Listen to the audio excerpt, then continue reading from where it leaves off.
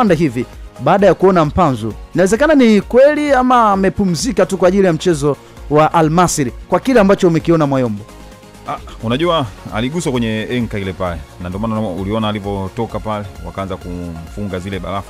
Lakini mimi naamini inawezekana so injury kubwa sana, kwa sababu Simba wakimkosa mpanzu kuelekea kwenye mechi ya robo finali dhidi ya Al Masry ugenini, itakuwa ni pigo kwa upande wao, japokuwa wanaweza pia kufanya vizuri bila mpanzu, kwa sababu kumbuka hawakuanza naye hatua za awali, ila alipokuja yeye kikosini kuna ubunifu mkubwa sana ameuongeza katika ile eneo la kutengeneza nafasi wakati Simba wanajaribu kwenda kushambulia kwenye lango la mpinzani kwa kasi, na hasa ile kasi yake na ushapu wake wa kuamua ama wa kupitisha mpira kwenye njia sahihi umekuwa na tija na faida kubwa sana kwa upande wa Simba. Kwa hiyo naamini inawezekana kabisa isiwe injury kubwa sana, lakini kama Simba watamkosa mpanzu kutokana na majeraha katika mchezo huu dhidi ya Al Masry, lazima mwalimu mwenyewe wa Simba Fadlu Davis ataumiza kichwa sana kuelekea yani, maana itabidi sasa hapo aanze kubadilisha hata plani ya kiuchezaji katika mchezo huu, licha kuwa bado Simba wana wachezaji ambao wanaweza kufanya vyema. Upande mwingine nimzungumzie kidogo Joshua Budo Mutale. Ndio. Yes, niliona goli lake, niliona assist aliyoitengeneza kwenye mechi ya kirafiki dhidi ya KMC. Ndio. Alishuka chini sana siku ile, nakumbuka alikuja kuchukua mpira karibu na box lao huko, akadrive akaendesha akamwekea Valentino Uma, akamrudishia tena, akatumbukia ndani ya box na kwenda kupiga vipas. Kile kitu naona ameanza kukileta sasa. Hata katika mchezo wa leo alikuwa bora sana. Yaani alikuwa anafanya maamuzi yake yote kwa faida ya timu. Kuna matukio mawili yametokea akapiga vipas. Yale maeneo kwa mtu mwingine angejaribu kulazimisha golini. Lakini yeye alikuwa anafuata principle inasema nini? Kwa eneo analocheza yeye ni kama wings amemaliza uwanja, golikipa amebana engo ya kwanza, anapiga vipas japokuwa ikutokea mabao. Lakini kuna kitu amekipunguza wakati huu. Akimbii na mpira yani bila faida. Anakimbia na mpira katika eneo ambalo anaamini akikimbia na mpira hakuna mtu yoyote ambaye atakuja kumuingilia ama kuja kuharibu mpango wake. Kitu cha pili, amekuwa sharp sana kugusa ule mpira, yani kuachia upite kwenye njia sahihi. Leo kuna pasi kadhaa za visigino zile kwa anapiga. Kama wenzake wangekuwa makini, inawezekana leo angekuwa ameshine sana, angeweza kutengeneza mabao zaidi ambayo ametengeneza leo hii. Kwa hiyo kwangu, kwa performance ambayo ameonyesha leo, na nimemsikia kocha wake Fadlu Davis amesema anafurahi kumuona akicheza hivi. Hata yeye alipohojiwa amesema namshukuru Mungu, amepitia vipindi vingi vigumu, anaamini mazuri yanakuja. Inawezekana kabisa tukaje kumuona akiwa kwenye ubora mkubwa sana. Kikubwa asiendelee kumpa pressure kubwa. Naamini Mutale ni mchezaji mzuri, atakuja kutuonyesha, na kama ameweza kuonyesha leo, mashabiki wa Simba wote wanamzungumza yeye, basi ana nafasi ya kuendelea kuwaonyesha zaidi.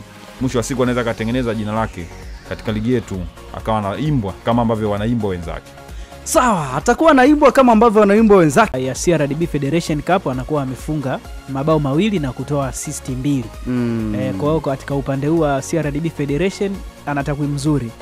Tofauti na upande wa ligi ambako mpaka sasa hivi hajafunga wala kutoa assist. Mimi naona kama anaweza akachukua kandarasi nyingine mshoni mwa msimu. Alisaini mkataba wa miaka 2. Asasi ya kuongeza kubakia mwaka mmoja ngumu. Si unamuongeza tena, si bado kijana mdogo. Kiwango chake kiukweli akiridhishi, na amekuwa akishaini hasa kwenye mechi ndogo. Mechi dhidi ya Kilimanjaro Wanderers, mechi ya leo dhidi ya Bigman. Lakini inapokuja swala la ligi, mechi unacheza na Tabora United, unacheza na Singida Black Stars, unacheza na Azam, mechi ambazo ni ngumu na zina ushindani mkubwa. Kiukweli kiwango chake kimekuwa chini. Kwa ila mimi nashauri bwana, Simba wampe kandarasi ndefu mwishoni mwa msimu. Kijana mdogo, boli imo unaiona inatembea. Shida nini? Labda kama atabadilika, lakini kwa sasa hivi nafasi yake ni ndogo sana kwa baadaye, kwa sababu Simba wanatakiwa kuwa wanaimarika kadri siku zinavyozidi kwenda. Kwa hiyo maana yake wachezaji ambao wataperform vizuri msimu huu watawashikilia kwa ajili ya kuendelea kuwa nao msimu ujao, na wale wachezaji ambao hawajaperform vizuri watawaacha, watasajili wachezaji wenye viwango vikubwa ili timu yao kuendelea kuwa imara.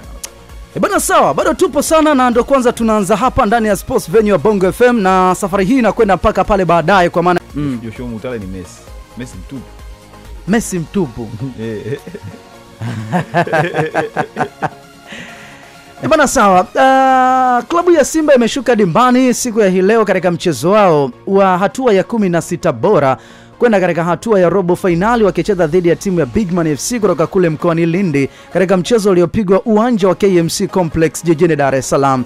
Katika mchezo huo Simba wamepata ushindi wa mabao 2-1, mabao ambayo yamepachikwa kimiani na Joshua Mutale Budo na Leonel Crystal Ateba aliyefunga bao kwa mkwaju wa penalty. Baada ya mchezo kumalizika, Joshua Mutale ameibuka kuwa nyota wa mchezo ama man of the match ama mchezaji bora wa mchezo wenyewe. Tuko hapa kwa ajili ya kwenda kuangaza kiwango pengine cha mchezaji mmoja mmoja na kile ambacho kimetokea katika mchezo wa siku ya leo. Lakini je, Simba wenyewe wanaonekanaje hasa kuelekea katika mchezo ule dhidi ya Al Masry? Wakati huo Elie Mpanzu pia akumaliza mchezo wenyewe kutokana na majeraha katika mchezo. Pia kutoka kwako, pengine Bigman FC walikuwa na ushindani wa kiasi gani kwa klabu ya Simba na imeongeza chochote kuelekea katika mchezo dhidi ya Al Masry?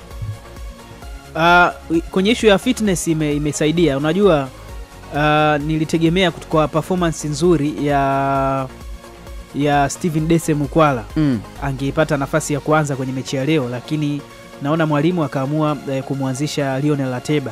Nikaja kumuelewa mwalimu kwamba kwa kuwa tayari Mukwala alikuwa na national team ya Uganda na alipata dakika za kucheza, kwa hiyo tayari yeye amecheza tofauti na Ateba ambaye alicheza tu mechi za kirafiki.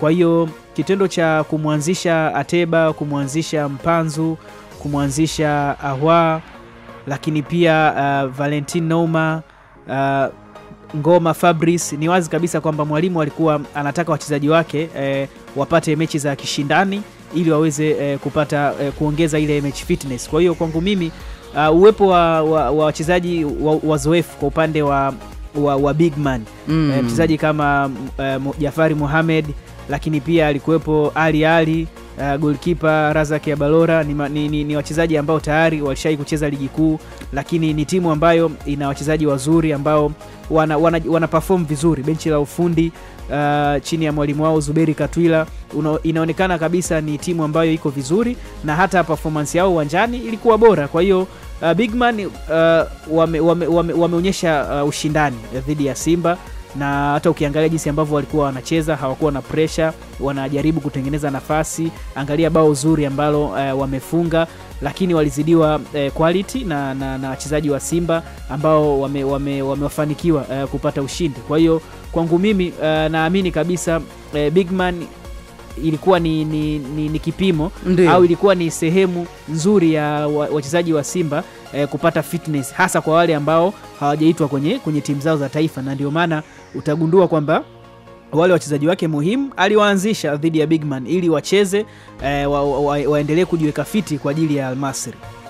Sawa, namna hiyo ambavyo wameongeza fitness kama ambavyo anasema Nation kuelekea katika mchezo dhidi ya Al Masry katika robo finali ya kombe la shirikisho barani Afrika, ambao mchezo wa kwanza wenyewe utapigwa siku ya tarehe 2 kule nchini Misri, na baadaye mchezo wa marudiano utapigwa siku ya tarehe 9 mwezi wa 4 katika nchi ya Tanzania, uwanja wa Benjamin Mkapa Dar es Salaam, kama ambavyo alizungumza meneja wa habari na mawasiliano wa klabu ya Simba siku ya jana. Dakika ni 6 ndizo ambazo zimesalia, zina yoyoma kweli kweli, unaweza kusema hivyo.